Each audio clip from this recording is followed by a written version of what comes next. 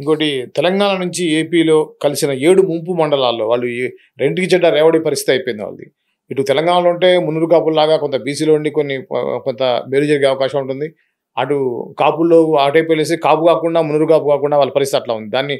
వాటి గురించి మీ డిమాండ్ ఎప్పటి నుంచో ఇది వింటా ఉన్నాను. ఇదేంటి అది 7 ముంపు మండలాలు రాష్ట్ర విభజన సందర్భంలో పోలవరానికి సంబంధించి ముంపు మండలాలుగా ఆంధ్రప్రదేశ్లో కలవటం జరిగింది.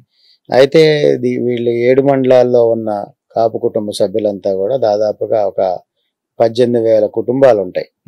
వాళ్ళంతా కూడా వీళ్ళందరినీ కూడా BC at the rate Telangana అనే రిజర్వేషన్ మాకు ఇస్తున్నారు, అది సర్టిఫికెట్. కాకపోతే వీళ్ళకి కావాల్సిన సహాయ సహకారాలు అందట్లేదు అని ఒకసారి ఆహ్వానించడం జరిగింది వాళ్ళు. అప్పుడు నేను వేలేరుపాడు అటంతా కూడా తిరిగాను. నేను విఆర్పురం వెళ్ళాను, ప్రత్యక్షంగా వెళ్ళి వాళ్ళందరితో సమావేశమై వాళ్ళందరితో కలవటం, మాట్లాడటం.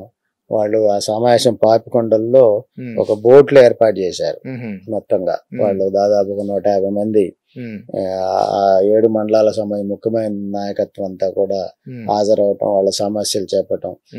ఏదో కార్పొరేషన్ ద్వారా వాళ్ళకి నిధులు, ఎందుకంటే వాళ్ళకి ఆర్థిక సహకారం అందించడం కోసం కానీ, పిల్లలు చదువుకోవటానికి కావాల్సిన విద్యా ఇతర అవసరాలకు సంబంధించి, ఎందుకంటే సర్టిఫికేట్ బీసీ, ఈబీసీలో ఈడబ్ల్యూఎస్ కోటాలు వెళ్ళాలన్నా ఓసీ సర్టిఫికేట్ ఉండాలి. నీకు బీసీ సర్టిఫికేట్ ఉన్న నేపథ్యంలో వాళ్ళకి కార్పొరేషన్, బీసీ కార్పొరేషన్ నుంచి కానీ లేదా ఏదో కార్పొరేషన్ నుంచి కానీ వెసులుబాటు, సపోర్టింగ్ అనేది కావాలి. దాని మీద ప్రయత్నం చేస్తున్నాం. తొందరలోనే అదంతా కూడా ప్రక్రియ పూర్తి చేసుకునే పరిస్థితి అయితే ఉంటది. అంటే మీరు అడిగిన అంశంలో ముఖ్యంగా బీసీ రిజర్వేషన్ కి సంబంధించిన అంశం ప్రధానమైన అంశం. దాంట్లో ఈ బీసీ రిజర్వేషన్ కి సంబంధించిన అంశంలో ఏ పార్టీలు ఏ విధంగా మనం చూసుకోవాలి, ఏ పార్టీలు ఏ విధంగా మనకి హామీలు ఇచ్చినాయి గతంలో అనేది ప్రధానమైన అంశం. మనం గత 3-4 ఎన్నికల సంబంధించి కనుక తీసుకున్నట్టయితే 2014లో జనసేన పార్టీ తెలుగుదేశాన్ని మద్దతు తెలిపింది.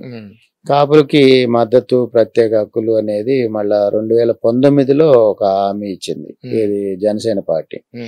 అదేవిధంగా 2024లో బీసీ జాబితా చట్టం హామీ అనే దాని మీద ఒక హామీ ఇచ్చింది. దీంట్లో అంటే ప్రయత్నం చేస్తాం, మద్దతు అంటే ఎదురు చేస్తానంటే మద్దతు ఇస్తుంది జనసేన అనేది ఒక హామీ ఇచ్చింది. అదేవిధంగా టీడీపీ 2014లో బీజేపీ అనేది స్పష్టత ఇవ్వలే. బీజేపీ ఏది కాపు రిజర్వేషన్ సంబంధించిన అంశంలో. కాకపోతే 2019లో మాత్రం కేంద్ర ప్రభుత్వం ఆ పరిశీలిస్తుంది అనేది హామీ ఇచ్చింది. 2024లో మాత్రం కాపులకు చట్టపరమైన మద్దతు ఇస్తామని చెప్పి బీజేపీ ఇచ్చింది. అదేవిధంగా 2014లో వైసీపీ బీసీ సంక్షేమం మాత్రమే అన్నది ఎన్నికల సందర్భంగా. 2019లో అభివృద్ధి ప్యాకేజీ కానీ రిజర్వేషన్ సంబంధించి చెప్పలేదు, అభివృద్ధికి సంబంధించే ప్యాకేజీ ఇస్తామని చెప్పి హామీ ఇచ్చింది. 2024లో కూడా కాపు బలిజ వర్గాలకు సంబంధించి అభివృద్ధి హామీలు ఇచ్చింది కానీ రిజర్వేషన్ సంబంధించి స్పష్టత ఇవ్వలేదు ఏది బీజేపీ పార్టీ. ఈ విధంగా వైసీపీ, జనసేన, బీజేపీ తీసుకుంటే టీడీపీ ఏ విధంగా ఇచ్చిందనేది మనం ప్రధానంగా చూడాలి. టీడీపీ 2009లో ఎన్నికలప్పుడు కాపు రిజర్వేషన్ సంబంధించి ఏమీ లేదు, పరోక్ష హామీ ఇచ్చింది, బీసీల అభివృద్ధి అన్నది. అమలు పెద్దగా జరగలేదు దాంట్లో. 2014లో కాపు రిజర్వేషన్ సంబంధించి రిజర్వేషన్ ఇస్తానంది, కార్పొరేషన్ ఇస్తానంది. అమలేమో కార్పొరేషన్ ఏర్పాటు చేసింది, కమిషన్ ఏర్పాటు చేసింది. 2019లో రిజర్వేషన్ బిల్ అని హామీ ఇచ్చింది, చట్టబద్ధత అనేది జరగలేదు. అదేవిధంగా 2024 తీసుకుంటే కేంద్రంలో బీసీ జాబితా శాశ్వత చట్టం అని హామీ ఇచ్చింది, ఎన్నికల హామీ అనేది ఈ విధంగా టోటల్గా కాదు. చందు, ఇప్పుడు మీరు ఈ కాపులకి రిజర్వేషన్ కావాలా, కాపుల్ని బీసీలో చేర్చాలా? మీ ప్రధాన డిమాండ్ ఏంటి అంటే మీరు చెప్పారు. కాపులకి బీసీ రిజర్వేషన్ అనేది ముఖ్యం. ఎందుకు రిజర్వేషన్ ముఖ్యము అనేది మనం చూసుకుంటే బీసీ రిజర్వేషన్ ద్వారా మనకి ఎన్నికల ప్రక్రియలో కూడా రిజర్వేషన్ అనేది వస్తుంది. ఇప్పుడు ఈడబ్ల్యూఎస్ లో 5% అనేది ఇవ్వటం జరిగింది. దాని తర్వాత అది కూడా ఆగిపోయింది, కోర్టుకి వెళ్ళిన నేపథ్యం. తర్వాత గత తెలుగుదేశం ప్రభుత్వం చంద్రబాబు నాయుడు గారు హామీ ఇచ్చారు. దాని తర్వాత వైసీపీ ప్రభుత్వం వచ్చింది, తెలుగుదేశంలో అమలు జరగలేదు, వైసీపీ ప్రభుత్వం వచ్చింది. వైసీపీ ఈడబ్ల్యూఎస్ అందరికీ వర్తిస్తుంది అని చెప్పి ఇచ్చేసింది సెపరేట్ గా. దాన్ని తర్వాత కోర్టుకి వెళ్ళిన నేపథ్యం, రామజోగి గారు కోర్టుకి వెళ్ళారు, అది కోర్టులో ఉంది. ఇప్పుడు కూడా కోర్టులోనే నడుస్తుంది ఈడబ్ల్యూఎస్ రిజర్వేషన్ సంబంధించిన అంశంలో. ఏది ఈడబ్ల్యూఎస్ లో 5% కాపులకి అనే దాంట్లో. అయితే కాపు రిజర్వేషన్లు అనేవి మొదటి నుంచి కూడా స్వాతంత్రం పూర్వం కింద నుంచి కూడా ఉన్నాయి. కాపు రిజర్వేషన్లు అనేవి స్వాతంత్రం పూర్వం నుంచి, అంటే అసలు బ్రిటిష్ ప్రభుత్వం కూడా కాపు వర్గాలు, వెనకబడిన వర్గాలు సమాజంలో అనేది గుర్తించిన నేపథ్యంలో అప్పుడు ఆ రిజర్వేషన్ అనేవి 1909 నుంచి 1956 వరకు కొనసాగింది. దాని తర్వాత కాసు బ్రహ్మానంద రెడ్డి గారు వచ్చిన సందర్భంలో దాన్ని మళ్ళా ఇచ్చేశారు. తర్వాత దామోదరం సంజయ్ గారు దాన్ని అమలు చేశారు. దాన్ని కంటిన్యూషన్ లో కోట్ల విజయభాస్కర్ రెడ్డి గారు, ఏదైతే బ్రహ్మానంద రెడ్డి గారు దాన్ని రద్దు చేసిన నేపథ్యం ఉందో, దాన్ని కోట్ల విజయభాస్కర్ రెడ్డి గారి టైంలో మీకు ఉద్యమం జరిగింది, దాని మీద ఒక ప్రయత్నం జరిగింది. చూసుకుంటే ఏంటంటే ఇప్పుడు 1909 నుంచి 56 వరకు రిజర్వేషన్ ఉంటే దాన్ని దామోదరం సంజయ్ గారు ఏం చేశారంటే GOMS నంబరు 3250/61 ద్వారా మళ్ళీ కల్పించాడు దాన్ని. దీంట్లో 1994లో జారీ చేసిన జీవో 30/94, అదేవిధంగా పాస్ చేసి బిల్ నెంబరు 33/2017, మళ్ళా దీని మీద మళ్ళీ ఒక యాక్టు 14/2019, ఈ విధంగా అనేది మారుతూ వచ్చిన నేపథ్యం ఉంది. అయితే ఆంధ్రప్రదేశ్లో తూర్పు కాపులు, మన కాపు కుటుంబ సభ్యులకి బీసీ రిజర్వేషన్ ఉంది. తెలంగాణలో ఏదైతే కంటిన్యూ అయిపోయిన రిజర్వేషన్ అనేది శివశంకర్ గారి ప్రయత్నం ద్వారా తెలంగాణలో 300 కాపులకి బీసీ రిజర్వేషన్ ఉంది.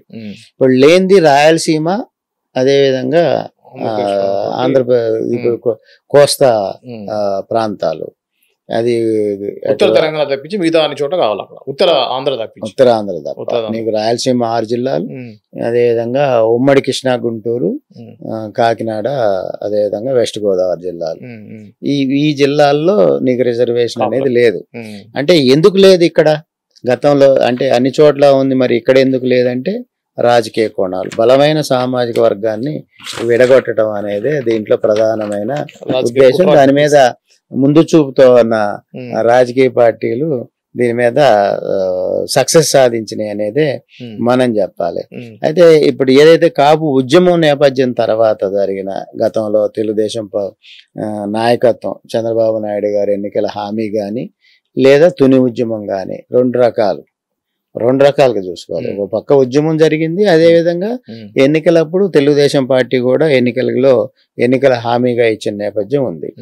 అప్పుడు 2017లోనే మంజునాథన్ కమిషన్ సిఫార్సు మేరకు కాపులకు BCF కేటగిరీగా 5% కల్పించడానికి 33/2017 శాసనసభలో బిల్లు పాస్ అయింది. ఈ బిల్లు రాష్ట్రపతి ఆమోదానికి సెంట్రల్ గవర్నమెంట్కి వెళ్ళటం, అక్కడేదో వెనక్కి రావటం, మళ్ళా బీసీ కమిషన్ ద్వారా వెనక్కి వెళ్ళిన నేపథ్యం అది చూసాం. దాని తర్వాత మళ్ళీ కేంద్రం కల్పించిన సెంట్రల్ గవర్నమెంట్ ఈడబ్ల్యూఎస్ రిజర్వేషన్ వచ్చిన తర్వాత దాంట్లో 5% కేటాయిస్తూ ముఖ్యమంత్రి చంద్రబాబు నాయుడు గారు 14/2019 గెజిట్ ఇచ్చారు. దీన్ని చట్టం 8/3/2019లో GOMS నెంబరు 45/19 జారీ చేసింది చంద్రబాబు నాయుడు గారి ప్రభుత్వం. దీని మీదే బిల్ నెంబరు 33/17 అది యాక్ట్ ఎమ్మటే జరపాలనేది నేపథ్యం, దీన్ని అమలు చేయాలి, ఇవన్నీ కూడా ఉన్న నేపథ్యం అనేది చూస్తూ ఉన్నాం. అయితే ఈ మధ్య కాలంలో వచ్చే ప్రభుత్వ ఉద్యోగాల్లో కానీ వీటిల్లో కానీ ఈడబ్ల్యూఎస్లో 5% అమలు చేయాలి, అది కోర్టులో ఉంది. అది కోర్టులో ఉంది 5%. మరి 5% కోర్టులో ఉంది కదా, ఇక్కడ ప్రభుత్వాల వైపు నుంచి మనం ఆలోచించాలి. ఇప్పుడు నీకు ఈడబ్ల్యూఎస్ రిజర్వేషన్ లో ఉన్న 10%లో 5% ఇవ్వాలని చంద్రబాబు నాయుడు గారు ఇచ్చారు. ఇచ్చిన తర్వాత దీని మీద కోర్టుకు వెళ్ళారు. ప్రభుత్వం ఇచ్చింది, ఇతరులు కోర్టుకు వెళ్ళారు.